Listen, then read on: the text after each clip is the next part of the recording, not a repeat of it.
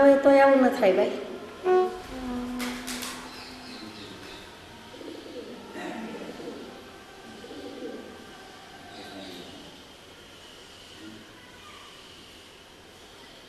મહાદેવ્યાઃ કુક્ષિરત્નં શબ્દજીતવરાત્મજં રાજચંદ્રમહં વંદે તત્ત્વલોચનદાયકં.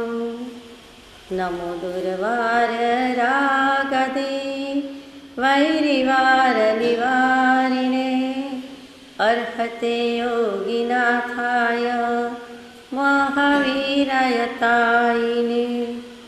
અજ્ઞાનતિમિરંધનાં જ્ઞાનાંજનશલાકયા ચક્ષુરુન્મિલિतं યેન તસ્મૈ શ્રીગુરવે નમઃ.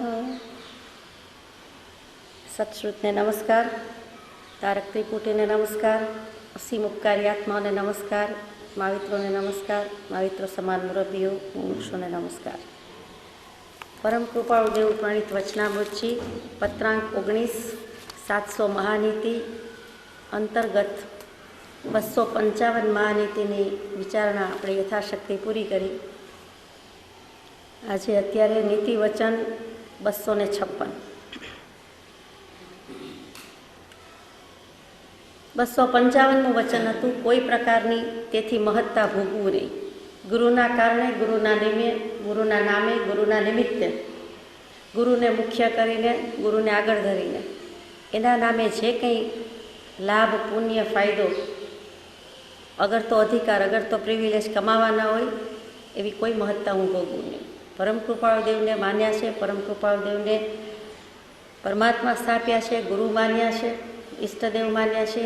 એમના આશ્રયે, એમની નિશ્રામાં, એમના નિશ્ચયથી કલ્યાણ છે એમ શ્રદ્ધા થયા પછી એમના નિમિત્તે, એમના નામે પોતાનું નામ વાપરવું, કમાવવું એવું ન કરવું. 256મું વચન છે, તેથી શુક્લ હૃદયે તત્વજ્ઞાનની વૃદ્ધિ કરવું. એમ કરવાના બદલે, મહત્તા ભોગવવાના બદલે શુક્લ હૃદય રાખવું, હૃદય પવિત્ર રાખવું, અંતઃકરણ સ્વચ્છ રાખવું, એટલે કે પાપ રહિત રાખવું, નિર્મળ રાખવું, ચોખ્ખું રાખવું. અને એમ કરીને મારા હૃદયમાં એમના પગલાં પડે, એમના વચન પડે અને હું એમના નિમિત્તે, એટલે કે કૃપાળુના નિમિત્તે તત્વજ્ઞાનની વૃદ્ધિ કરું. જે કંઈ આત્મા જ્ઞાન સ્વરૂપ તો છે જ, પણ અવળું હતું, વિપરીત હતું, મિથ્યા માનતો હતો, એના બદલે સદગુરુ પસાયે અગર તો પરમ કૃપાળુદેવના યોગે આપણને જે કંઈ સ્થિતિ થાય તો શુક્લ હૃદય રાખીને આગળને આગળ તત્વજ્ઞાનની વૃદ્ધિ કરું. આત્મજ્ઞાન સુધી લઈ જવું, આત્મજ્ઞાન સુધી મારા આત્માને પહોંચાડું, એટલે કે આત્માને આત્મજ્ઞાન પહોંચાડું, કેવળ જ્ઞાન પહોંચાડું, પણ તત્વજ્ઞાનની વૃદ્ધિ કર્યા કરું. એથી વિશેષ, એથી વિપરીત નહીં. એટલે શુક્લ હૃદય રાખવાની વાત આવી. અંતઃકરણ નિર્મળ રાખવું, પવિત્ર રાખવું અને સ્વચ્છ રાખવું.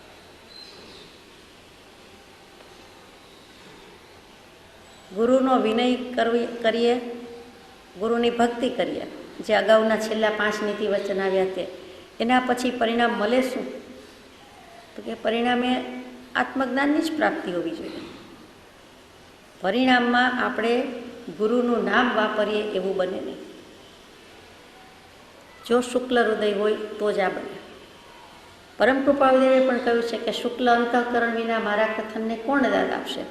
અને એને ભજનારા અનુયાયી એવા આપણે પણ શુક્લ હૃદય હશે તો જ પરમ કૃપાળુદેવના શુક્લ અંતઃકરણને દાદ આપી શકીશું.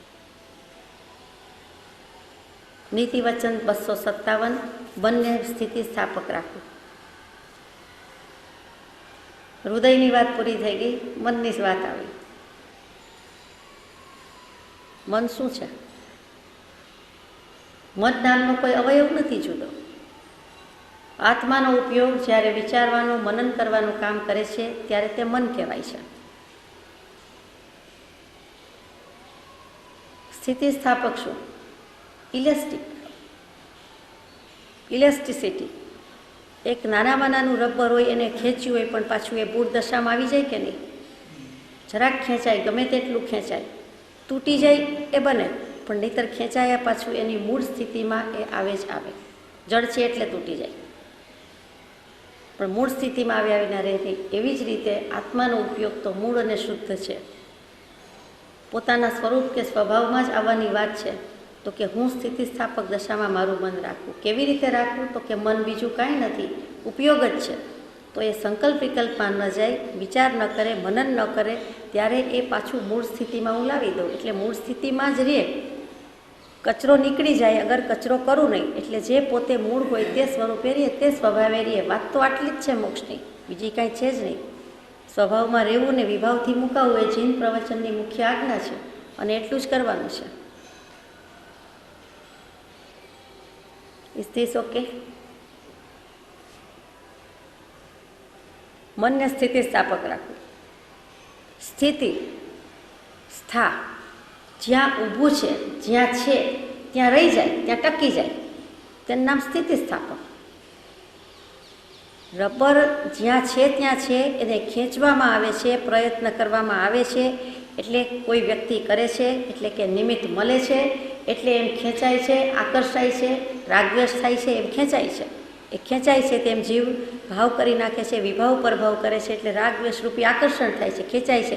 પણ પછી તરત જ આત્મા પોતાની જાગૃતિ વડે, સત્પુરુષના બોધ વડે મૂળ સ્થિતિમાં આવ્યા વિના રહી શકે નહીં. મૂળ સ્થિતિમાં એણે આવી જવું જોઈએ. જો આવી જાય તો મૂળ સ્થિતિ શું છે? તો કે સ્થા, પોતે જે સ્વરૂપે છે તે, પોતે આત્મા છે, એમાં સ્થિતિ કરે. જ્યાં છીએ ત્યાં ઊભા રહી જઈએ.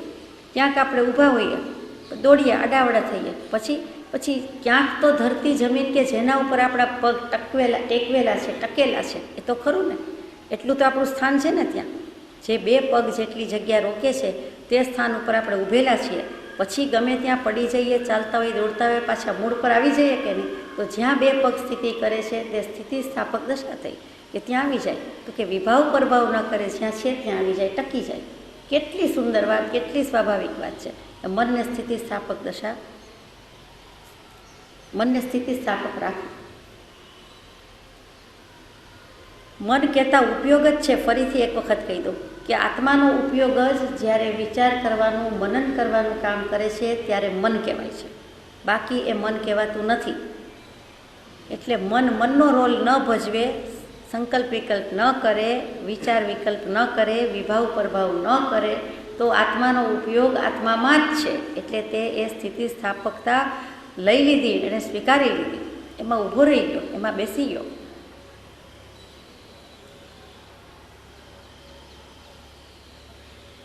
નીતિ વચન 258. હવે વચનની વાત છે. વચનને રામબાણ રાખવું.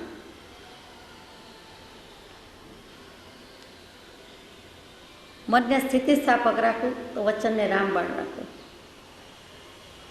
રામબાણ એટલે શું? રામના બાણ. રામના બાણ માટે એમ કહેવાય કે વાગે જ વાગે, પાછા ન આવે. એ વિંધાય જ, સામી વ્યક્તિને વાગે જ વાગે, સામા ઓબ્જેક્ટને વાગે જ વાગે, અને વિંધાય જ. પ્રભુ શ્રીજી એમ કહેતા કે મારા વાલાના 20 દોરા છે, હે પ્રભુના 20 દોરા છે, તે મારા રામના બાણ છે. એ વાગે જ વાગે, એ સચોટ છે, એ ચોટ વાગે જ, અને પાતાળ પાણી ફૂટે જ ફૂટે. નાળિયેરને ચોટ વાગે છે અને એમાંથી પાણી નીકળે છે. તો 20 દોરાનું અનુપ્રેક્ષણ કરે, અભ્યાસ કરે, અધ્યયન કરે, અને એને વાગે જ વાગે, ચોટ વાગે જ વાગે. અને અંતર્ભેદ જે આજ સુધી નથી કર્યો તે થાય ને થાય જ. અને અંતર્ભેદ થવો એટલે, ગ્રંથિભેદ થવો એટલે, પાતાળ પાણી ફૂટવા એટલે બીજું કાંઈ નથી પણ સમ્યક દર્શનની સરવાણી કે આત્માનું અમૃત વહે જ વહે. કેટલું બધું કહી દીધું કે વચનને રામબાણ રાખવું. આ તો સત્પુરુષના વચન છે, તે રામના બાણ છે. હાથીના દાંત એક વખત બહાર નીકળ્યા પછી પાછા જાય નહીં. લાખ ઉપાય કરો, લાખ પ્રયત્ન કરો, પણ એ કારગત નીવડે નહીં, એ પાછા જાય જ નહીં. એવી જ રીતે સજ્જનો કે સત્પુરુષો કે વિતરાગદેવ કે કૃપાળદેવ કે તીર્થંકર દેવના વચન તે રામના બાણ છે, એ પાછા જાય નહીં, જીવને વાગે અને વિંધે છે. તો એવી જ રીતે આપણે આપણા વચનને રામબાણ રાખવાના. એટલે શું? કે કોઈને કીધેલું વચન, કોલ કરાર, બોલેલું વચન પાડવું છે, પાછા ન ફરીએ. ગમે તે થાય, ગમે તે વેચી દેવું પડે, ગમે તે દઈ દેવું પડે, ગમે તે વેદના થાય, પણ એક વખત આપેલા કીધેલા કોલ કરાર વચન એમાંથી પાછું ન ફરાય, નહીં તો વિશ્વાસઘાત જેવું કોઈ મહાપાપ નથી. અને આપણે વ્યવહારથી આ વચન ભંગ કરવાની ના છે, અને પરમાર્થથી તો કે હે ભગવાન હું બહુ ભૂલી ગયો, પછી ક્ષમાપના માગીએ, પછી ભગવાનને કાલાવાલા કરીએ, આજીજી અરજી કરીએ, પછી ભગવાનને વચન આપીએ કે આ દેહાદી આજથી વર્તું ચરણાધીન, રોજ ગાઈએ, એટલે કે રોજ ભગવાનને વચન આપીએ, અને પછી આપણે પાછા ફરી જઈએ તો આપણે કેટલા અપરાધમાં આવીએ. માટે આપણે વચનને રામબાણ રાખવું. કે સત્પુરુષના વચન તો રામના બાણ છે, પણ આપણે જે કાંઈ કોઈને વચન કરાર આપીએ છીએ, પછી વ્યવહાર હોય કે પરમાર્થ હોય, તો એ રામબાણ સમાન છે. એને પાડવા પૂરો પ્રયત્ન કરવો પડે. પછી આપણે ગાડિયા કાઢીએ કે નાસીપાસ થઈએ કે છેલ્લે પાટલે બેસીએ તો ચાલે નહીં.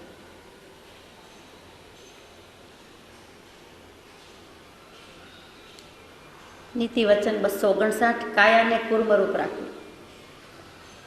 કાયા શરીર દેહ, કુર્મ એટલે કાચબું.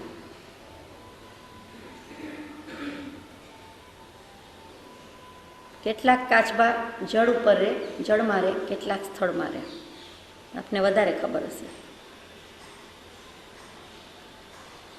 કાચબાની ઉપમા કેમ આપી? કાચબો બધાએ જોયો તો છે ને, એકાદ વાર પણ જોયો છે ને. જોયો હોય તો વધારે સમજાય એવું છે. હાલતો ચાલતો જોયો છે કે બેઠેલો, જળ જેવો બેઠેલો? હાલતો ચાલતો ને બેઠેલો બંને જોયા છે, એને સમજાઈ જાય. કાચબો કંઈ સંકટ પડે, મુશ્કેલી આવીએ, પોતાના સંરક્ષણ માટે પોતાના જ અવયવો, પોતાની જ ઢાલ હોય, શીલ્ડ હોય, એમાં સંકેલી લે છે. પોતાના અંગો, પોતાના અવયવ એમાં સંકેલી લે છે. એટલે બીજી વ્યક્તિને કે બીજાને એમ થાય છે કે આ હવે ગયો, આ જળ જેવો છે, જળ થઈ ગયો, આનો દેહ છૂટી ગયો લાગે છે, અથવા હલતો ચલતો નથી એટલે પથ્થરા જેવો જ છે, પથ્થર જ માને એને. કાચબો લાગે જ નહીં, જીવ છે એમ લાગે જ નહીં. એટલે પેલો જતો રહે એટલે પછી ધીમેકથી બહાર નીકળી જાય. આ જીવ સૃષ્ટિમાં લગભગ રક્ષણનો ખ્યાલ રહેલો જ છે, એના વિનાનો કોઈ જીવ છે જ નહીં.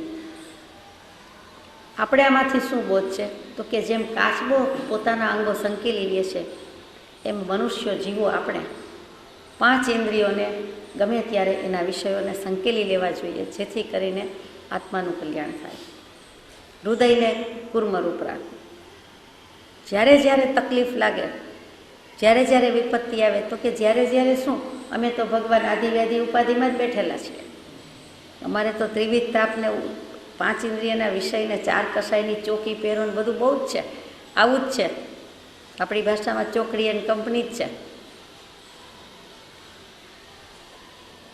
તો એની વચ્ચે બેઠેલા છીએ તો કુર્મરૂપ રાખવું, કાચબા જેવું રાખવું. 2 કાચબાનું દૃષ્ટાંત પણ જ્ઞાતા ધર્મ કથા નામના અધ્યયનમાં આવે છે. બચપણમાં પણ પંચતંત્રની વાર્તાની જેમ મૂકવામાં આવે છે કે બંને કાચબા, એક કાચબાનું નામ ગુપ્ત ઇન્દ્રિય, એક કાચબાનું નામ અગુપ્ત ઇન્દ્રિય. એમાં જ બોધ આવી જાય છે કે બંને કાચબા ટેસ્ટથી મજા કરતા રહેતા હોય છે. કોઈ જાતનો ઝંખના નથી, તૃષ્ણા નથી, ખાઈ પીને લહેર કરીએ છીએ એમ રહે છે. એમાં એક વખત શિયાળ જોઈ જાય છે.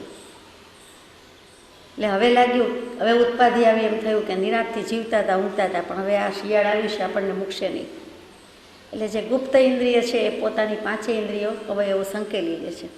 કાચબાને પણ ઇન્દ્રિયો તો હોય જ, એટલે પોતાના અંગ સમેટી લે છે અને ઢાલની અંદર છુપાવી દે છે. અગુપ્ત ઇન્દ્રિય છે એ કરતો નથી, એને વધારે પડતો આત્મવિશ્વાસ છે કે એમાં શું, એટલે કાંઈ કરતો નથી. શિયાળ બરાબર ચોકી પહેરો ભરે છે. પછી અગુપ્ત ઇન્દ્રિય છે એને એમ થાય છે કે હવે શિયાળ આગું પાછું છે, નજર ચૂકવી દઉં, એ લૂચું છે તો કાંઈ વાંધો નહીં, મને પણ આવડે છે, બધું છે, એટલે કાંઈ નહીં, હું ટેસ્ટથી જતો રહીશ. એ ઝડપાઈ જાય છે. અને જે ગુપ્ત ઇન્દ્રિય છે, જે અવયવ અંગો સમેટી લીધા છે, એ બચી જાય છે. એ વિચાર કરે છે, શિયાળની સામે પણ બરાબર રાહ જોવડાવે છે, સામો પડ્યો છે, શિયાળ રાહ જોઈને પાછું જતું રહે છે. કલાકો થઈ ગઈ, દિવસ પૂરો થવા આવ્યો, શિયાળ જતું રહે છે. જેવું જતું રહે છે એટલે તરત જ એ ગુપ્તેન્દ્રિય કાચબો છે એ પોતાના અંગ અવયવ સમેટી લીધા હતા, એમાંથી ધીમેકથી હવે ગયો જ છે એટલે કોઈ જોનાર નથી અને બહાર નીકળી જાય છે. એટલે કહેવાનું શું છે, બહુ સીધી વાત છે કે આત્મા અને ઇન્દ્રિય, આત્મા શેઠ છે, ઇન્દ્રિયો સેવક છે. આપણે અત્યારે ઘાટ એવો ઘડી નાખ્યો છે, આત્મા નોકર જેવો કરી નાખ્યો છે અને ઇન્દ્રિયો શેઠ થઈ બેઠી છે. આ સ્વામી સેવકમાં થોડોક ગોટાળો કે ગરબડ થઈ ગઈ છે, આટલું જ કરવાનું છે. સુયગડાંગજી સૂત્રમાં એ જ વાત મૂકી છે, જહા કુમે સ અંગાઈમ સહ દેએ સમાહે એવમ પાવાવી મેહાવી અજ્જપેણ સમાહરે. અર્ધમાગધી ભાષા છે, જલ્દી ન સમજાય એવું લાગે. અર્થ કહું છું કે જેમ કાચબો પોતાના અંગોને અંદર સમેટીને ખતરાની બહાર નીકળી જાય છે, તેમજ સાધકે મુમુક્ષુએ અધ્યાત્મ યોગ દ્વારા અંતર્મુખ થઈને પોતાની પાપ વૃત્તિથી પોતાને સુરક્ષિત રાખે.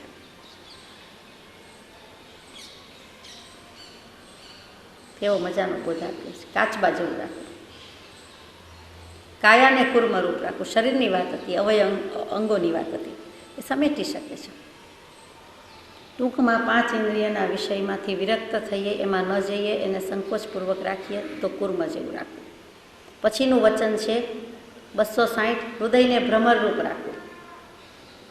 ભ્રમર, ભમરો, બધી ઉપમા જ આવે છે આજે.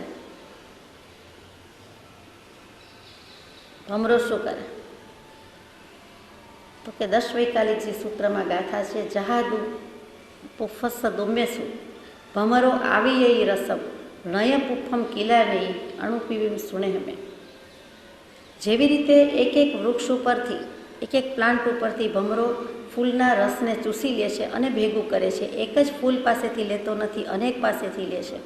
એટલે કોઈને એટલો બધો એ રીબાવતો નથી, પીડાવતો નથી. બધાને આતાપના પીડા ઉપજાવ્યા સિવાય સેજ સેજ જ રસ ભેગો કરે છે, સંકોચ રાખે છે, બધા પાસેથી સેજ સેજ જ લે છે. એવી જ રીતે સાધુ સાધ્વીજીએ પણ કોઈ 1, 2, 2.5 ઘર પાસેથી નહીં, પણ જુદા જુદા અનેક ઘર, અનેક મુમુક્ષુ, અનેક શ્રાવકોના ઘરમાંથી થોડું થોડું ઓરીને લેવાની આજ્ઞા છે. એમ જેમ ભમરો ફૂલને પીડા ઉપજાવતો નથી પણ સેજ જ એમાંથી રસ લઈ લે છે, એવી રીતે હું પણ હૃદયને ભ્રમરરૂપ રાખવું, એટલે કે ભગવાનના વચનને એવી રીતે રસ લઈ લઉં કે જેથી કરીને ક્યાંય કોઈને હું બાધા પીડા ઉપજાવું નહીં. ભમરો જેમ કમળમાં પૂરાઈ જાય છે, બીડાઈ જાય છે, એકમાત્ર રસ વૃત્તિથી પોતાના પ્રાણ પણ ગુમાવી દે છે. આપ શ્લોક તો જાણો છો ને, સુભાષિત છે કે રાત્રિર ગમિષ્યતિ ભવિષ્યતિ સુપ્રભાતમ ભાસ્વાન ઉદેશ્યતિ હસિષ્યતિ પંકજ શ્રીહી ઇત્થમ વિચારયતિ કોશગતે દ્વિરેફે હા હંત હંત નલિનીમ ગજ ઉચ્ચાર. રાત્રિ પડી ગઈ છે, વીતી ગઈ, કાંઈ વાંધો નહીં, સવાર થશે અને હું ઉડી જઈશ, એમ ભમરો વિચાર કરે છે. કમળના પુષ્પ પાસે આવે છે, એનો રસ પીતા પીતા એને સાંજ પડી ગઈ, સંધ્યાકાળ થઈ ગઈ, રાત પડી ગઈ, તો કે કંઈ નહીં, સવાર પડશે, સૂર્યનારાયણના દર્શન થશે એટલે આ પંકજ, આ કમળનું મોં ખુલશે અને હું એમાંથી નીકળી જઈશ અને છૂટી જઈશ. અત્યારે ભલે હું બંધનમાં આવી ગયો છું, પણ એને ખબર નથી કે આ બંધન કેવું બંધન છે. એમ વિચાર કરતાં કરતાં રાત પડે, ઊંઘી જાય છે અને ત્યાં તો સવાર પડે છે જ્યારે, ત્યારે હાથી આવે છે. પહેલાંમાં પહેલો આ બાજુ સૂર્ય ઉગે તે પહેલાં હાથી આવી જાય છે અને તરત જ નલિની એટલે કમળના છોડને ઉખેડી નાખે છે અને પોતે એમાં બીડાયેલો પ્રાણ ગુમાવી દે છે. એકમાત્ર ઇન્દ્રિયના વિષય દૃષ્ટાંતનો બોધ એમ છે કે રસ લેવા જતાં એ ત્યાં ને ત્યાં બીડાઈને પ્રાણ ગુમાવી દીધા, દેહ છૂટી ગયો, દેહ ગુમાવી દીધો, જિંદગી જતી રહી.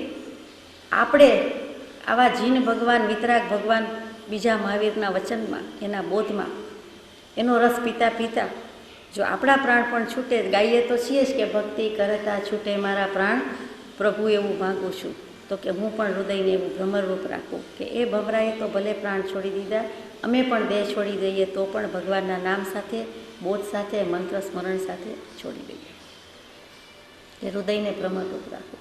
દરેક શાસ્ત્રમાંથી, દરેક સત્પુરુષ પાસેથી, દરેક સંત પાસેથી કે દરેક પત્રમાંથી ક્યાંય ને ક્યાંય એ સેજ સેજ બોધ ગ્રહણ કરતો કોઈ પાસેથી બોધ ન લેવું એમ નહીં, બધા પાસેથી સમ્યક બોધ તો એણે ગ્રહણ કરી જ લેવાનો છે, બધા પાસેથી ગુણ તો એણે લઈ જ લેવાનો છે, આત્માના પોતાના ગુણ પણ પ્રગટાવવાના છે અને બીજા પાસેથી હોય તો એને પણ દરેક મુમુક્ષુએ બીજા મુમુક્ષુ પાસેથી, બીજા સંત સત્પુરુષો પાસેથી બધેથી ગુણ લેતા લેતા શું કરવાનું છે તો કે છેવટે જેનું શરણ લીધું છે એના શરણમાં પ્રાણ ગુમાવી દઈએ તો એ હૃદયને ખરા અર્થમાં ભ્રમરરૂપ રાખ્યું કહેવાય.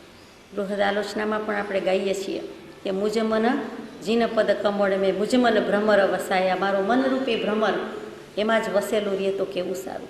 જીન ભગવંતના વિતરાગ ભગવંતના ચરણ કમળમાં, જીન યુગપદ કમળ મેં, યુગ એટલે બે, ચરણ કમળમાં. નીતિ વચન 261 હૃદયને કમળરૂપ રાખવું.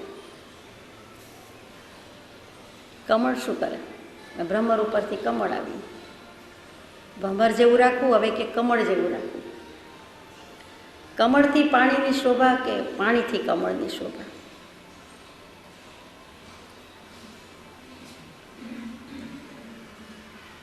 કમળથી જ પાણીની શોભા છે. પાણી તો બધે હોઈ શકે છે, પણ કમળ હોય તો પાણીની શોભા છે.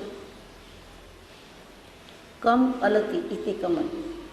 કમ એટલે જલમ, પાણી, અને અલતી એટલે શોભાવે છે. કમળ કહેતા જ પાણીને જે શોભાવે છે તે કમળ, જળને શોભાવે છે તે કમળ. કમળની વાત આવે એટલે અહીંયા આપણે પોલિટિક્સવાળા કમળને યાદ કરતા નથી. કમળની વાત આવે એટલે આપણે સત્પુરુષોના કમળની વાત કરીએ છીએ કે સંસારમાં કાદવ કીચડમાં જન્મ્યા હોવા છતાં, સંસારમાં રહેતા હોવા છતાં અનાસક્ત, નિર્લેપ, વિરક્ત ભાવે જે રહી ગયા હોય, જીવી જાણ્યા હોય તેવા સત્પુરુષોને તેવા કમળની વાત છે. એટલે જો તે પુરુષો એવી રીતે જીવી ગયા તો આપણે પણ હૃદયને કમળરૂપ કરીએ. ગમે ત્યાં રહેતા હોય, ગમે તે સંસારી ભાવો વચ્ચે રહેતા હોઈએ તો પણ દેહભાવ રાખ્યા સિવાય એનાથી other, above ordinary, if not extraordinary, તો કે એવી રીતે અમે ઉપર ઉઠીને રહીએ, થોડાક ઉદાસીન રહીએ, જગતવાસી જીવો કરતાં અધર રહીએ, ઉદાસીન રહીએ, ઊંચું આસન જમાવીએ અને કમળની જેમ અનાસક્ત, નિર્લેપ અને વિરક્ત થઈને મોક્ષ સાધી લઈએ, આત્મકલ્યાણ કરી લઈએ. એ એક અર્થ છે કે હૃદયને કમળરૂપ રાખવું. બીજું શું થાય?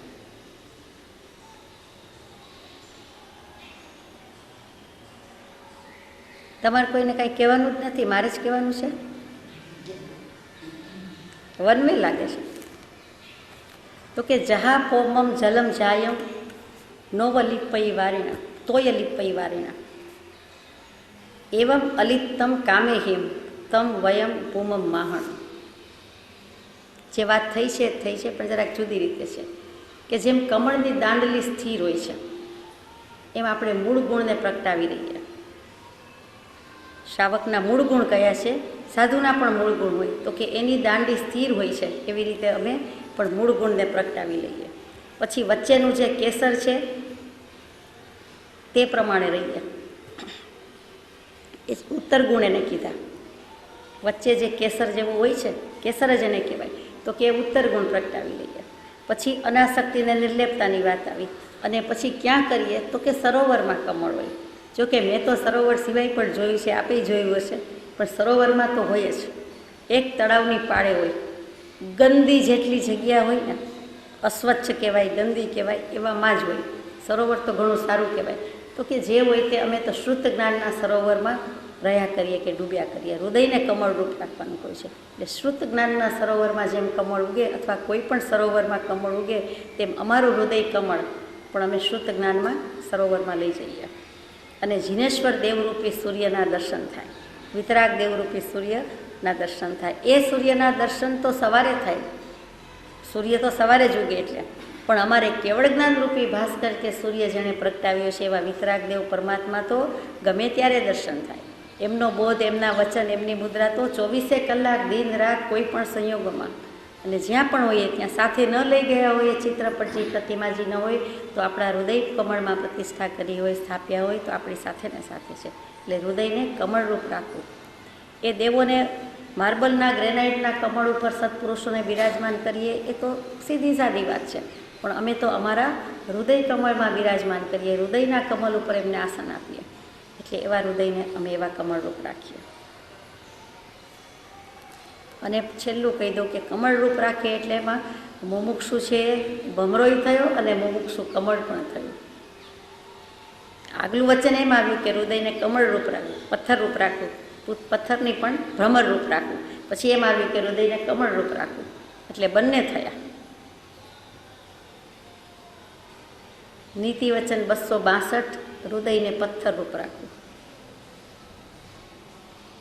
ભગવાન તો ખરા છે, હૃદયની પાસે જુદા જુદા રોલ કરાવે છે, આજ્ઞા આપી છે. હકીકતમાં આ રોલ આપણે ભજવીએ જ છીએ. આપણું હૃદય આવું સ્થિતિસ્થાપક છે જ, આપણું મન આવું સ્થિતિસ્થાપક છે જ, એમાં બધું જ સમાય છે, સ્યાદવાદ છે, કયો ભાવ નથી કરતા. તો હવે પથ્થરરૂપ રાખવાનું કહે છે. પથ્થર તો બોલવું ગમે એવું નથી, તો પથ્થરરૂપ રાખવાની વાત આવી. તો કે વજ્રના તો થવું જ પડશે ને, કઠોર તો થવું જ પડશે ને. કોઈ ગમે તે કહે, કાંઈ અસર જ નહીં, ભેંસ જેવી ચામડી તો હજી સારી કહેવાય, પણ આ તો પથ્થર, એથી પણ ચડે, કાંઈ અસર જ નહીં ને. એટલે સદબોધની અસર હજો, પણ જ્યારે કોઈ બે કડવા વચન કહી જાય ત્યારની વાત છે. કાંઈક કડવા વચન લાગે, કઠોર લાગે, અંતઃકરણ ભેદાઈ જાય, મન બગડી જાય, મૂડ ઓફ થઈ જાય, અને આપણને એમ થાય કે આ શું થઈ ગયું, કે આવું આપણને કે આપણને એટલે કોણ, આપણે એટલે કોણ? અનંત શક્તિવંત આત્મા. પણ બીજી અપેક્ષા એ જુઓ તો હું કોણ? તો કે હું કંઈ જ નથી ને હું કંઈ જ જાણતો નથી. એવું કરે તો જરૂર માર્ગની પ્રાપ્તિ થાય. એવું કરવા માટે કહે છે કે હૃદયને પથ્થરરૂપ રાખવું. કોઈ ગમે તે કહે, કોઈ ગમે તે બોલે, કોઈ ગમે તે વર્તે, એનાથી વધારે કંઈ થવાનું નથી. તો કે હૃદયને પથ્થરરૂપ રાખવું. વજ્રની દિવાલ જ્ઞાની પુરુષોએ પાડી દીધી હોય છે, એમને કાંઈ અડતું નડતું નથી. એ જ જ્ઞાની પુરુષને આપણે ભજીએ છીએ, તો આપણને પણ એની અસર આવવી જોઈએ, થવી જોઈએ. એટલે ભગવાન કહે છે કે હૃદયને પથ્થરરૂપ રાખવું. એક બાજુથી ફૂલ જેવું કોમળ અંતઃકરણ, કમળ જેવું કોમળ રાખવાની પણ આજ્ઞા કરે છે, અને બીજી બાજુ તરત જ કહે છે કે હૃદયને પથ્થરરૂપ રાખવું. બીજું શું પથ્થરનું હોય કામ? કોઈને મારવા માટે નથી. એમ નથી કીધું કે હૃદયને પથ્થરરૂપ રાખીને કોઈને મારવું, તો આપણું હૃદય જ ફેંકાઈ જાય. એટલે એવું તો કરાય નહીં. એક સંસ્કૃતમાં સુભાષિત છે કે વજ્રાદપી કઠોરાણી મૃદુની કુસુમાદપી લોકોત્તરાણામ ચેતાંસી કોનું વિજ્ઞાતું અર્હસી. અર્હસી પણ આવે, અર્હતી વધારે બેસે છે. કે વજ્રથી પણ કઠોર અને ફૂલથી પણ કોમળ એવા સત્પુરુષોના અંતઃકરણને સમજવાને કોણ સમર્થ છે? આપણને જ્ઞાની પુરુષો, સત્પુરુષોના અંતઃકરણ સમજવા દોયલા છે, દુર્લભ છે, નથી સમજાતા. આપણે નથી ઓળખી શકતા, સંપૂર્ણતા નથી પામી શકતા.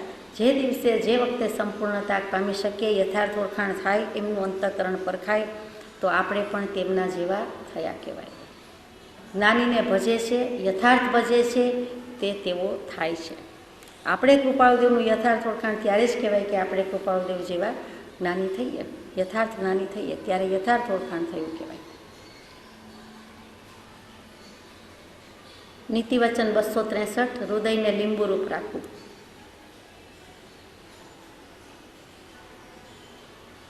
હવે લીંબુ ક્યાં આવ્યું આમાં વચ્ચે? કંઈ ખબર પડી નહીં. હવે આમાં લીંબુ ક્યાં આવ્યું? અત્યારે બધું બાકી નથી રાખવું, કાંઈ બાકી નથી રાખવું, બધી જુદી જુદી વસ્તુ લઈ લીધી છે. પહેલાં એવું હતું, ઘણા વર્ષ સુધી એવું હતું કે એક ગામથી બીજે ગામ કેટલાક જીવ રહેવા જાય, સ્થળાંતર કરે, માઇગ્રેશન, મૂવ થાય, શિફ્ટ થાય કોઈ પણ કારણે, તો તે ગામના જે કોઈ વડા, મુખી, રાજા, મંત્રી, પ્રધાન, છેવટ મ્યુનિસિપલ કોર્પોરેટર જે કહેવાતું હોય તેની આજ્ઞા લે, કે તેને પૂછાવે, ફોર્મ ભરે. ગમે ત્યાંથી ઘૂસી જાય એવું નહીં. અત્યારે તો એક દેશમાંથી બીજા દેશમાં ગમે તેમ ઘૂસી જતા હોય છે. તો આ તો પૂછાવે, ને પૂછાવાની રીતે જુદી હોય. બહાર જ પડાવ નાખી અને પૂછાવી હોય, પણ ત્યાંથી જવાબ કેવી રીતે આવે એ સમજવા જેવું છે. પાણીનો ગ્લાસ જવાબમાં આવે, આખો ભરીને આપે. આખો ભરીને આવે એટલે મને તો એમ સમજાય કે પાણી મોકલ્યું પીવા માટે, સારું કહેવાય.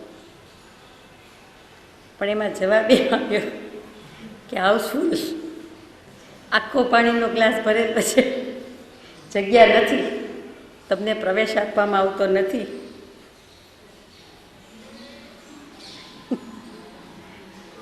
અમારા ગામમાં, નગરમાં, સિટીમાં જગ્યા નથી એટલે હાઉસફુલનું પાટિયું આવ્યું એમ. હવે એવો આશય જલ્દી નથી સમજાતો.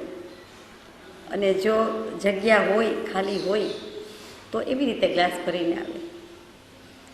એવું ખરેખર ભરેલો ગ્લાસ આવ્યો કે જગ્યા નથી, પછી શું કરવું? તો બધાને બુદ્ધિ તો બહુ જ છે, અને સાચી બુદ્ધિ, એટલે એમાં લીંબુ નીચોવીને પાછા મોકલ્યા. જેને રહેવું છે, માનો કે આપણે જ રહેવું છે ક્યાંક, તો પછી આપણને આવો જવાબ આવ્યો તો આપણે એમાં લીંબુ નીચોવ્યું અને પાછું મોકલ્યું. એટલે આપણો આશય શું છે કહેવાનો? કે અમે લીંબુ જેમ પાણીમાં ભળી ગયું છે, વધારે જગ્યા રોકતું નથી, એમ અમે પણ સમાવેશ પામી જઈશું, આપની સાથે હળી ભળીને રહીશું, મળી જઈશું. અને તમારું શહેર, તમારા નગરજનો એ જ, એમાંનો જ હું એક થઈશ. બધાને મારા જ ગણીશ, બધાને મારા સમાન ગણીશ. બધા આત્મા જ છે, બધા જીવો જ છે, હું પણ એમાં આત્મા જ છું અને સમાવેશ પામીશ. એટલે પોતે પોતાની લીંબુ જેવા થઈને જગ્યા કરી લે છે. તો હૃદયને લીંબુરૂપ રાખવું. ગમે ત્યાં જઈએ, ગમે ત્યાં કોઈ આવે, ગમે ત્યાંથી કોઈ આવે અથવા આપણે ગમે ત્યાં જઈએ તો લીંબુરૂપ એટલે ભળી ભળીને મળીને સંપીને રહેવાની વૃત્તિ કે લક્ષણ. ભળી જવું, ટૂંકમાં મિક્સ થઈ જવું. એક ગુણ માટે હંમેશા જ્ઞાની ભગવાન તો લીંબુની જ ઉપમા આપે. પહેલાં એમ જ આપતા, આજે પણ એ જ આપે છે. એટલે લીંબુના અનેક ગુણ હશે. એમાં સાકર જલ્દી ન પડી જાય, ન પડે, બહુ વાર લાગે. આપ કહેશો કે તો ખાંડ કરવી જોઈએ, હવે એમાં મારે દલીલ નથી કરવી, પણ લીંબુ તે લીંબુ, લીંબુના ગુણ ને ખાંડના ગુણ ક્યાંય કમ્પેર થાય એવા નથી. માટે લીંબુરૂપ રાખવું. નીતિ વચન 264, હૃદયને જળરૂપ રાખવું. એક હૃદય કેટલા રૂપ થઈ શકે? પણ જુદા જુદા પ્રસંગે જુદી જુદું અપેક્ષા છે, એટલે જુદી જુદી રીતે, બધી રીતે વર્તી શકીએ છીએ. હૃદય તો એક જ હોય, આપણે એક જ વ્યક્તિ છે, પણ બધા રોલ કરીએ છીએ, બધા જ રોલ ભજવીએ છીએ. એવી રીતે જળરૂપ રાખવું. પાણી કહેતા જ પહેલી વસ્તુ જે યાદ આવે તે કે કોઈ પણ અશુદ્ધ વસ્તુ હોય, કોઈ પણ વસ્તુને ચોખ્ખી કરવી હોય તો પાણી તો જોઈએ ને જોઈએ જ. ગમે તેટલી ક્લિનિંગ એડ્સ વાપરો, ગમે એટલા ક્લિન્ઝર્સ આવતા હોય, પણ પાણી તે પાણી, પાણીથી જ ચોખ્ખું થાય. કોઈ પણ વસ્તુમાં પાણીની જરૂર પડે. એટલે એક, શુદ્ધ કરવા માટે પાણીની જરૂર છે. બીજું તો કે ગમે તે જમો, પણ છેવટે પાણી જોઈએ. જળનું એટલું મહત્ત્વ છે, મહાત્મ્ય બતાવ્યું છે. એટલે હું હૃદયને એવી રીતે રાખું કે જેથી કરીને મારી જરૂરત પણ બધાને પડે જ, એટલું મહત્ત્વ છે. પોતે એવા ગૌરવથી, શોભાથી રહે છે, આત્માના એવા અનંત ગુણો વિકસાવું કે જેથી કરીને બધાની સાથે, બધાની સામે જળરૂપ થઈને રહું. બધા પાણી જેટલું સિંચન કરે છે, પોષણ કરે છે, જેટલું અનિવાર્ય છે, એવી જ પોતાની અનિવાર્યતા થાય છે. એટલે હૃદયને જળરૂપ રાખવું. અને બીજી બધી વસ્તુને ધોવા માટે, સાફ કરવા માટે પાણીની જરૂર છે, એમ હું પણ એવો થઉં કે જેથી કરીને બધાને નિર્મળ કરી શકું, પવિત્ર કરી શકું, અથવા તો શુદ્ધ કરી શકું, સાફ કરી શકું. સ્વચ્છતા, નિર્મળતા, અંતઃકરણની પવિત્રતા એ જળનો ગુણ છે. ત્રીજું કે પાણીમાં પ્રતિબિંબ પડે, ખરું? પડછાયો પડે. પડછાયો તો નહીં કહેવાય, પ્રતિબિંબ જ કહેવાય. ત્યાં પાણીમાં જેમ પોતાનું પડછાયો પડે, પ્રતિબિંબ પડે, મોઢું દેખાય છે, તેવી રીતે આપણું અંતઃકરણ પણ એવું ચોખ્ખું હોય કે જેથી કરીને એમાં બધું પ્રતિબિંબ પડે. આપણામાં બોધ પીવો હોય, લેવો હોય, ગ્રહણ કરવો હોય તો જળ જેવું હૃદય હોય તો બોધ કંઈક થાય. પાણીની સાથે જતું રહે એમ નથી કહેવું, પણ પાણીમાં એનું પ્રતિબિંબ પડે. એટલા માટે હૃદયને જળરૂપ રાખે. કહેવાય કે નહીં? આવું નથી બેસતું? મને તો બેસે છે, સમજાય છે, તો જ થાય ને, નહીંતર કેવી રીતે થાય જળરૂપ ન રાખીએ તો? બીજું શું કહેવાય જલ એટલે?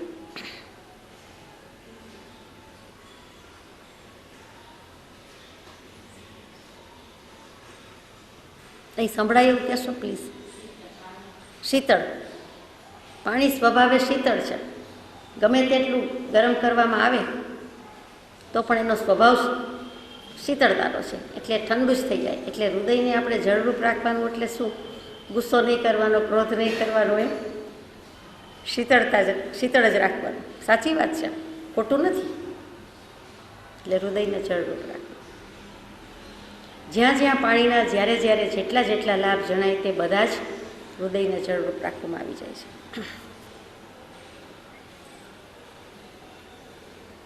નીતિ વચન 265 હૃદયને તેલરૂપ રાખવું.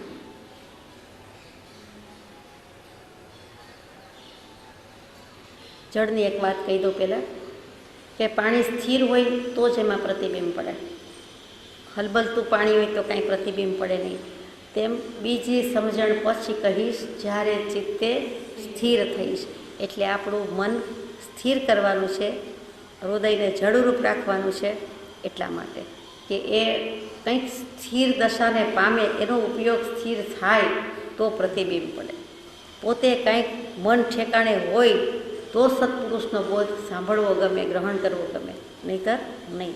મન ઓક્યુપાઈડ હોય, હલબલતું હોય, ખળભળતું હોય, ઉપયોગ શુભાશુભમાં જતો હોય તો એમાં થતું નથી. ચાલો આગળ જઈએ. હૃદયને તેલરૂપ રાખવું. હવે વળી તેલ આવ્યું. તેલ કહેતા જ શું યાદ આવે? ચિકાસ, સ્નિગ્ધતા, સ્નેહ. તેલ અને ઘી હંમેશા સ્નિગ્ધ પદાર્થ કહેવાય અને ચિકાસ કહેવાય. તો કે હૃદયને હું એવું ચીકણું રાખવું, એવું સ્નિગ્ધ રાખવું. તેલનો જેમ ડાઘ પડે જ પડે, એમ સત્પુરુષનો બોધ મારા હૃદયમાં પડે જ પડે. ગમે તે વસ્તુ બનાવો તો સહેજ તેલના મોવણમાં કંઈક ઓછા વધતું થાય એટલે જોઈ લ્યો મજા.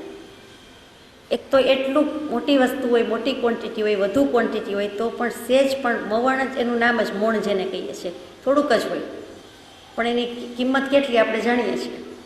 તો એમાંય ઓછું વધતું થાય એટલે બધા પરિણામ જુદા આવે. તો એવું જ કહેવું છે કે હૃદયને તેલરૂપ રાખવું, કે થોડુંક તો થોડુંક પણ જોઈએ. એટલે ભગવાનના બોધ માટે હું હૃદયને તેલરૂપ રાખું. બીજું શું તેલરૂપ રાખવાનું? તો કે તેલમાં પણ પડછાયો પડે, પ્રતિબિંબ પડે, પણ જોઈ તેવો નહીં. તેલની ધાર જગતમાં કોઈ પણ વસ્તુની ધાર કરતાં ધારા જુદી જ હોય. ઘીની ધાર કરી જુઓ, દૂધની કરી જુઓ, છાશની કરી જુઓ, કોઈ પણ જ્યુસ પ્રવાહી પદાર્થની કરો, કેરીના રસની કરો, પણ તેલની ધાર તે તેલની ધાર. એકી અવાજે જ્ઞાની પુરુષોએ તેલની ધાર વખાણી છે અને કૃપાળુદેવે પણ વખાણી છે. એ અખંડ હોય, એ અવિચ્છિન્ન હોય. આપ કહેવાના છો કે એ તો હાથ લઈ લઈએ તો ધાર તૂટી જ જાય ને, પણ એ ધાર તૂટે ને બીજી ધારા તૂટે એમાં બહુ ફરક હોય. આમાં અવલોકન કરવા જેવું છે, આપણે સમજી શકીએ છીએ. તેલની ધાર એટલી બધી ચોખ્ખી ચણક જતી હોય, બીજી એકેય ધાર એવી ચોખ્ખી ન હોય. અને ચૈતન્યનો નિરંતર અવિચ્છિન્ન અનુભવ અમને પ્રિય છે, એમ કૃપાળુદેવ લખે એ તેલની ધાર સાથે સરખાવે છે કે એ અખંડ હોય, એ તૂટે નહીં. એ તૂટે તો પણ જુદી રીતે તૂટે. બીજી ધાર સાથે સરખાવીએ તો જ ખ્યાલ આવે કે તેલની ધાર હંમેશ જુદી પડે. અને એ માન્ય કરી છે, સ્વીકાર્ય કરી છે, આપણે પણ કરવા યોગ્ય છે. એટલે હૃદયને તેલરૂપ રાખવું. સુમતિનાથ ભગવાનના સ્તવનમાં આવે, તૈલ બિંદુજીમાં વિસ્તરેજી, જલમાં હે ભલી રીતિ, સુમતિનાથ ગુણ શું મિલીશી, વાધે મુજ મન પ્રીતિ. અવિહળ રંગ લાગ્યો, એમ સુમતિનાથ ભગવાનમાં આવે કે પાણીના ટીપામાં સહેજ પણ તેલનું ટીપું ભળે એટલે તરત જ વિસ્તરણ થાય, પ્રસરવા માંડે. તો હે ભગવાન, અમારું હૃદય પણ એવું તેલરૂપ રાખીએ કે સત્પુરુષના બોધનું જળ, અને એમાં કાંઈક પડે એટલે અમારું હૃદય એવું તેલરૂપ હોય કે હૃદયમાં આત્માના આત્મ પ્રદેશે પ્રદેશે વિસ્તરવા માંડે. ભગવાન પ્રત્યેનો પ્રેમ, ભગવાનના ગુણ વગેરે અમે હૃદયને તેલરૂપ રાખીશું તો બધું પ્રસ્તાર પામશે, પથારો વધશે, વિસ્તાર પામશે. નીતિ વચન 266 હૃદયને અગ્નિરૂપ રાખ.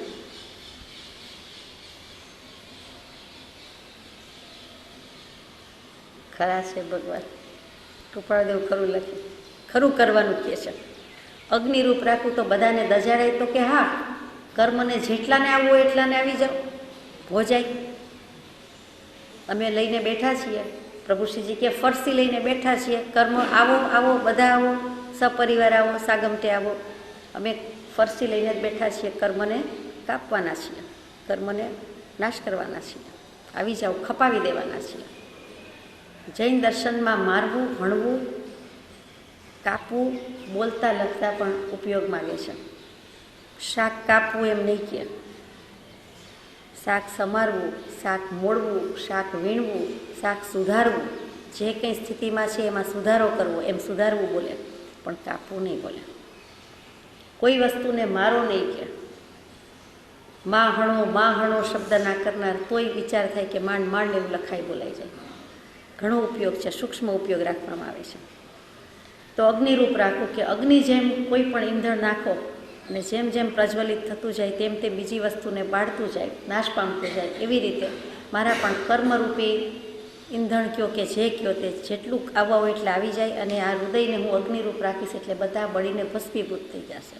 એટલે શંકર ભગવાન યાદ આવી જાય કે ત્રીજું લોચન ખોલી નાખ્યું હોય, ત્રીજું નેત્ર, એ બધા કર્મો બળીને ભસ્મીભૂત. એમાં તો સૃષ્ટિને કે પૃથ્વીને પ્રલય કરી નાખે, અને અહીંયા તો આપણે આપણા કર્મને આપણી સૃષ્ટિને ભસ્મીભૂત કરવાની વાત છે, આપણો જ પ્રલય કરી દેવાની વાત છે, એટલે કે કર્મોનો પ્રલય કરી દેવાની વાત છે. એટલે હૃદયને અગ્નિરૂપ રાખવું.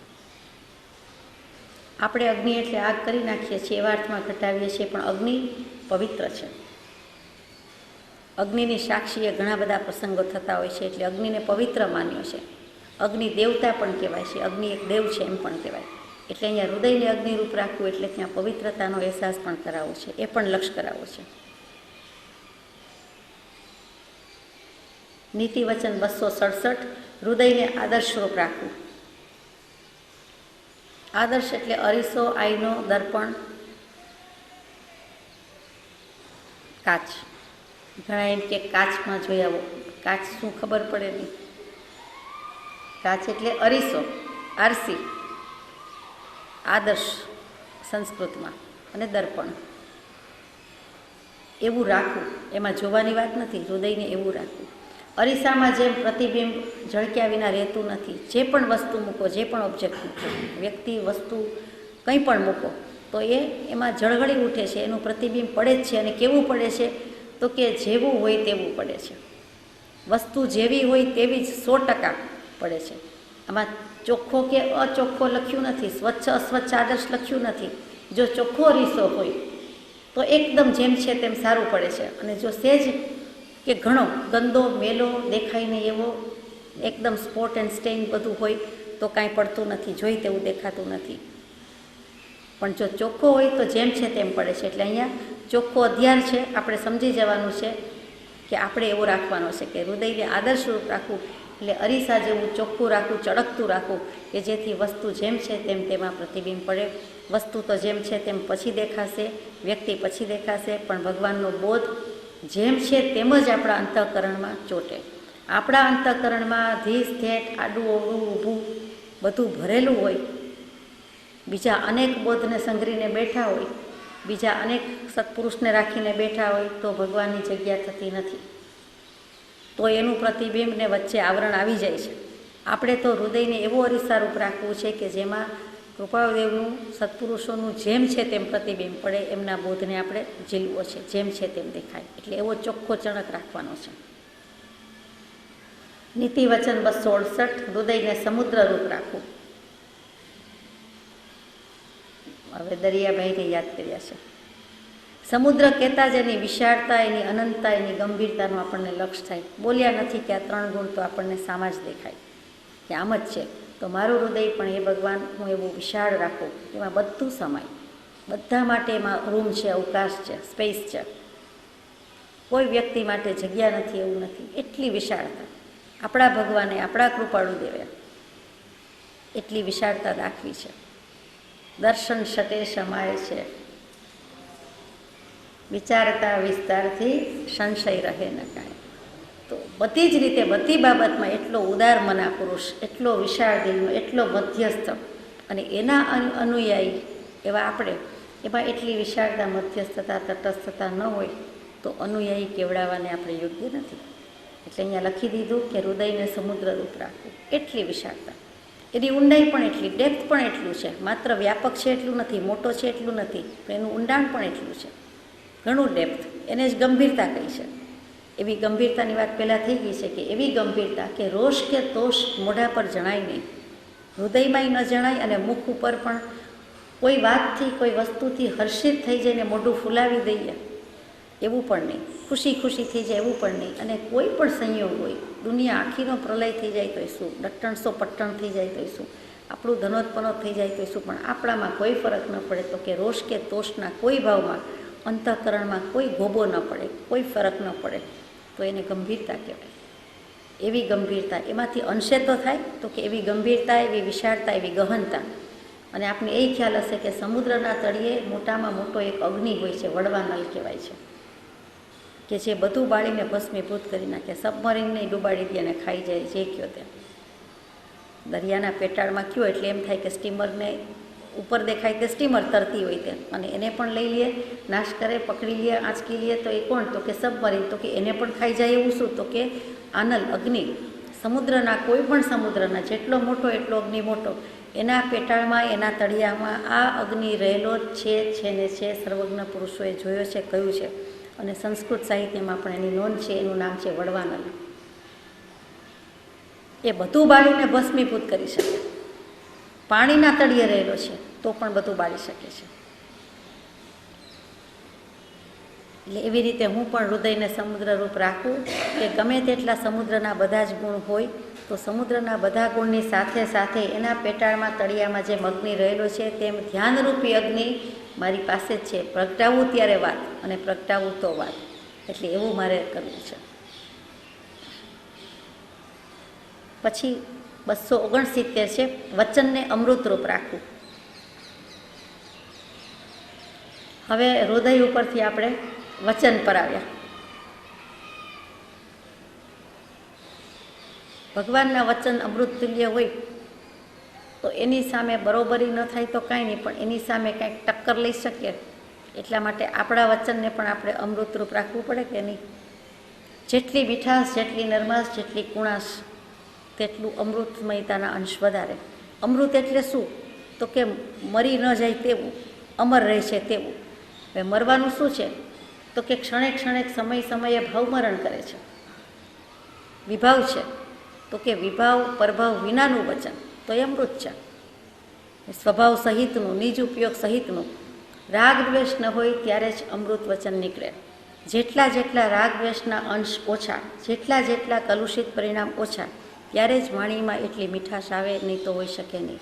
પ્રભુ શ્રીજી વારંવાર પરમ કૃપાળુદેવની વાણીની મીઠાશના અનહદ વખાણ કરતા કે મારો વાલો, મારા ભગવાન, મારો પરમાત્મા, મારો કૃપાળુદેવના વચનની મીઠાશ, એટલી મીઠાશ કે આપણે સાંભળ્યા જ કરીએ, સાંભળ્યા જ કરીએ. આપણે રાત દિન બેઠા જ હોઈએ એમ થાય, સાંભળ્યા જ કરીએ એમ થાય. અમૃતવાણી આપની પીધા કરવું એ પ્રયાચના. આપણે આલોચનામાં, પદ્મનંદી આલોચનામાં ગઈએ છીએ. એટલું પ્રભુ શ્રીજી જેવાએ વખાણ્યું છે. એ વાણી કેવી હશે? તીર્થંકર દેવની વાણી રાગ દ્વેષ રહિતપણે નીકળે, અને એને દેશના કીધી. દેવો પણ સમવસ્ત્રણ આવે, રચે અને સાંભળે, અને દેશના ત્યારે આપે. કેમ કે કેવલ જ્ઞાનની પ્રાપ્તિ છે, એટલે રાગ દ્વેષ સંપૂર્ણપણે નિર્મૂળ થયા છે. પછી એ વાણીના ગુણ આપણે શું કહી શકીએ? આપણી વૈખરી વહી જાય છે. અને એ વાણી તો નિર્દોષ છે, નિર્દોષ પુરુષની નિર્દોષ વાણી.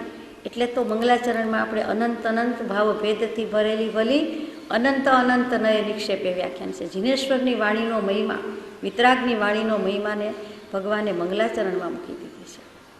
પહેલું સત્પુરુષ મૂક્યો છે, અહો સત્પુરુષના વચનામૃત મુદ્રા અને સત્સમાગમ. ત્યાર પછી જીનેશ્વરની વાણી મૂકી છે.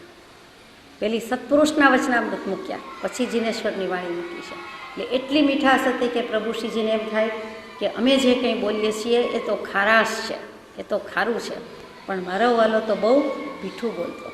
એટલે રાગ દ્વેષ રહિતપણું, અને મોટા પુરુષોનો વિનય છે, એટલે એમ જ કહેવાય વાત. એટલે વચનને અમૃતરૂપ રાખવું કે એવા પુરુષોની વાણી જો સાંભળી હોય તોય ભલે, ન સાંભળી હોય તોય ભલે, એમના બોધ વચન એવા અમૃતમય છે. વચનામૃત જ કહીએ છીએ, તો એ વચનરૂપી અમૃત કે અમૃતમય વચન જે કયો તે, તો એ સાંભળીને, એ વાંચીને તો આપણને એમ જ થાય કે આપણા વચનને પણ આપણે બને ત્યાં સુધી અમૃતરૂપ રાખવા જોઈએ. માત્ર વાણીની મધુરપ કે મીઠાશ ન ચાલે. એ રાગ રોષ ન હોય, રાગ દ્વેષ ન હોય, અગર ઓછા હોય, અગર ઓછામાં ઓછા હોય, તો જ એમાં એક મીઠાશ આવે છે. વચન 270, વચનને નિદ્રારૂપ રાખવું. આવું તો આ ભગવાન જ આપણને લખે, શીખવાડે. આવું ક્યાંય વાંચવામાં આવે નહીં. વચનને નિદ્રારૂપ કેવી રીતે રાખે? મનથી ઊંઘી જવાનું કે તો સમજાય, તો કે વચનને નિદ્રારૂપ રાખવું. બોલવાની જરૂર હોય તો જ બોલવું, નહીં તો ન બોલવું, તેનું નામ નિદ્રા. વચન ઊંઘી ગયું કહેવાય.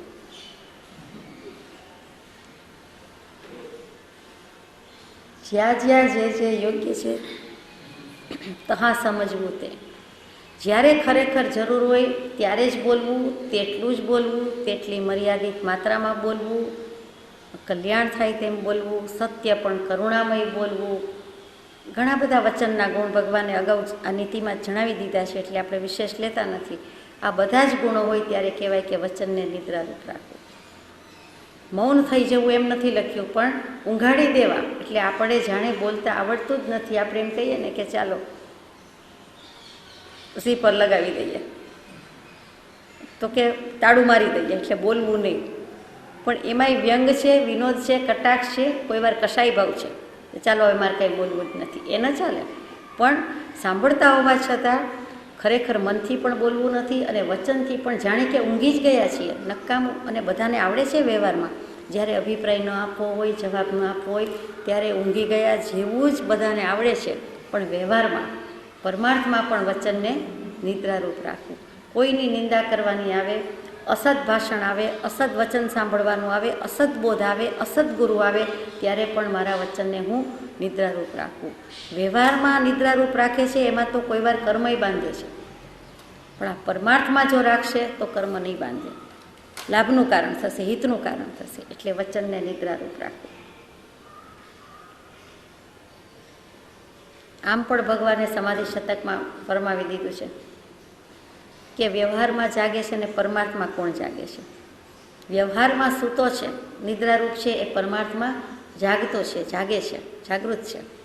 અને પરમાર્થમાં જે જાગૃત છે તે વ્યવહારમાં સૂતેલો છે, ઊંઘતો છે, નિદ્રામય છે. વચન નંબર 271, એવો જ એક શ્લોક ગીતાજીમાં પણ છે.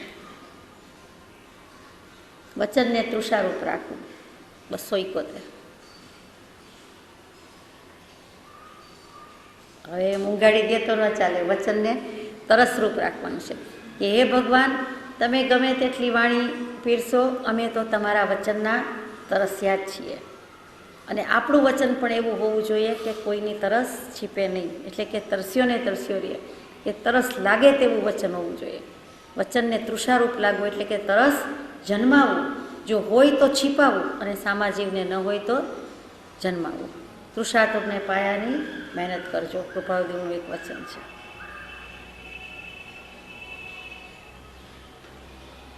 બસો 72મું વચન છે, વચનને સ્વાધીન રૂપ રાખવું.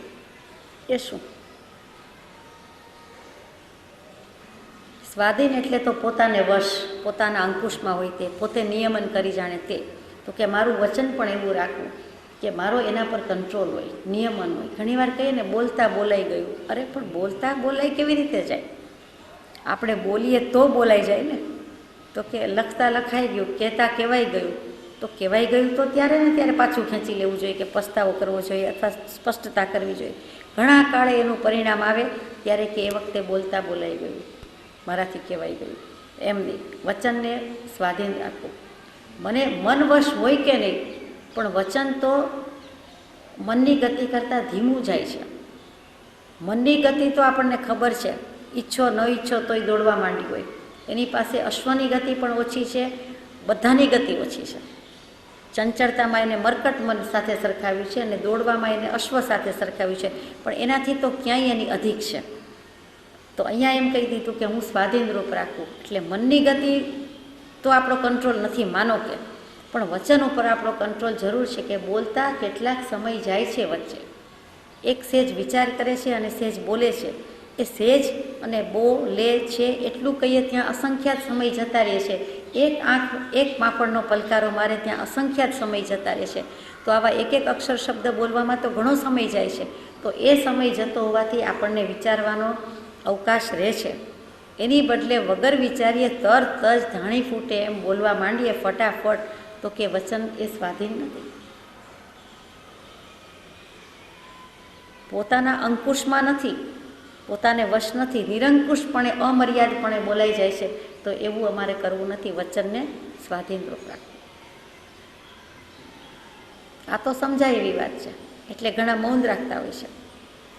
પણ મૌન રાખે તોય અંતરવાચા તો ચાલતી જ હોય પાછી. મનથી તો લડી નાખે, વધારે લડી નાખે. મારે એવું કરવું નથી, વચનને પણ સ્વાધીન વપરા. આવું બધું કરીએ તો પછી અહીંયા જ મોક્ષ થઈ જાય ને. નીતિ વચન 273, કાયાને કમાનરૂપ રાખવું. એટલે અહીંયા સ્ટ્રક્ચર મેન્ટેન કરવું, સિમેટ્રી જાળવવી, ઓવરવેઇટ ન થવું, અંડરવેઇટ ન રહેવું, એવા બધા દેહાધ્યાસ પોષવાના ભાવ નથી. કાયાને કમાનરૂપ રાખવું એટલે ધનુષ્યની કમાન હોય એમ જે કંઈ કાયા છે એને સ્ફૂર્તિલી રાખવું, ચુસ્ત રાખવું. એ કાયા પાસે કસેલી કાયા રાખવું એમ કહેવાનો આશય છે.